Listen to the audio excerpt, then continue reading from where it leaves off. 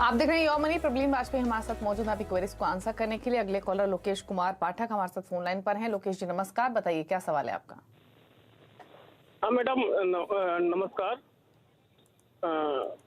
मेरा सिप चलता है मैडम। मेरा है asset emerging blue chip fund में 3000 का, और एक्सिस ब्लू चिप फंड में 3000 का, और एक्सिस मिड कैप में 2000, और SBI फोकस इक्विटी फंड में 2000, और SBI स्मॉल कैप में 2000, SBI कैप मल्टी कैप में 2000 का।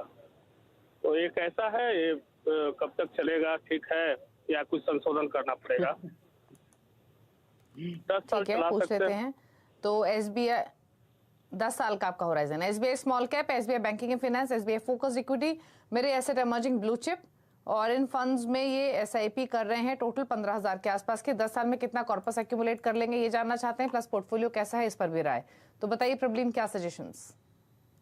जी, लोकेश जी ने सारी कैटेगरीज जो ब्रॉडली है कवर कर ली है। Small cap, multi cap, large mid, focused और मिड कैप। तो ज्यादा कोई गुंजाइश नहीं है यहाँ पे। और फंड्स भी दीपाली इनके अच्छे हैं सारे, तो मैं कोई फंड्स में ज्यादा चेंज नहीं सजेस्ट करूंगी।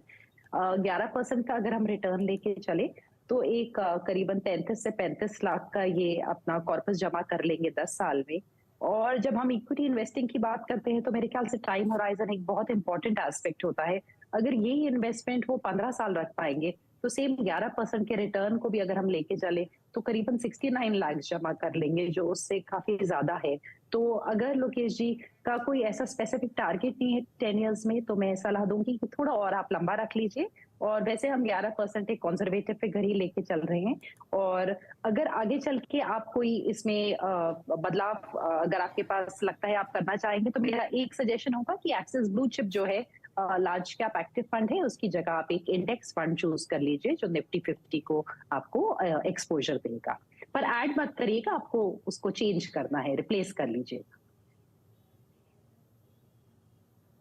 ओके, चलिए, तो ये सजेशंस हैं आपके पोर्टफोलियो को लेकर। फंड्स आपके सही हैं, इन्हीं में रहिए इन्वेस्टेड। और जो आपके फंड्स हैं, अगर इसमें एलोकेशन की बात की जाए तो अगर 10 साल का होराइजन लेकर चलते हैं तो 30-35 लाख रुपए आप एक्यूमुलेट कर सकेंगे, और अगर 15 साल का होराइजन लेंगे तो लगभग 70 लाख कम से कम आप एक्यूमुलेट कर सकेंगे इस पोर्टफोलियो से। ये एक टेंटेटिव रिटर्न्स होते हैं जो सजेस्ट किए जाते हैं। फिलहाल आपके फंड सही हैं और आप इसमें इन्वेस्टेड रहिए। पॉसिबल हो तो अपने, जो हम हर व्यूअर को कहते भी हैं कि अपनी इन्वेस्टमेंट्स को इंक्रीज करते रहें, टॉप अप करते रहें अपने SIP अमाउंट को। लेकिन चलिए अब पूछ लेते हैं प्रबलीन के टॉप 4 फंड्स उन व्यूअर्स के लिए जो क्रिएट करना चाहते हैं पोर्टफोलियो प्रबलीन की चॉइसेस के साथ। तो बताइए प्रबलीन, कौन से फंड्स पिक किए आपने? जी दीपाली, मेरी चॉइसेस सेम ही है एक्चुअली लास्ट टाइम वाली। मेरा मिड कैप में सजेशन है कोटक इक्विटी, जो इमर्जिंग इक्विटी फंड है, कंसिस्टेंट परफॉर्मर है मिड कैप स्पेस का, इट्स एन एक्टिव फंड।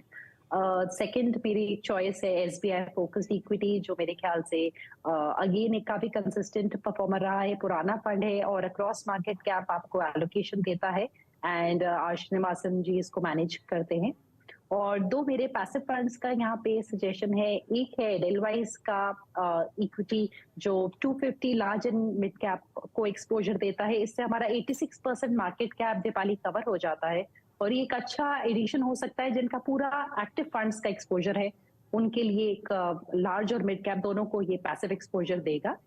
और मेरे ख्याल से एक US की मार्केट इस टाइम पे बहुत बैडली बीटन डाउन है, तो मुझे लगता है कि छोटा इंक्रीमेंटल एक्सपोजर टुवर्ड्स नास्डैक 100 लिया जा सकता है, बाहर की कुछ अच्छी टेक्नोलॉजी और दूसरी कंपनियों को थ्रू है पैसिव स्ट्रेटजी इन नास्डैक। और ये काफी 5-6 फंड हाउसेस के थ्रू अवेलेबल है इस टाइम पे। ओके, चलिए, तो ये हैं funds Kotak emerging equity, SBI focus, advice Nifty 250 large mid index fund और नेस्डेक का 100 ETF फंड। इन्हें आप चुन सकते हैं। शुक्रिया प्रबलीन, शो में आने के लिए और अपने व्यूज देने के लिए, सभी क्वेरीज को सॉर्ट करने के लिए और अपनी चॉइसेस बताने के लिए। इसी के साथ योर मनी में इतना ही। ब्रेक के उस पार देखिए आवाज समाचार। नमस्कार।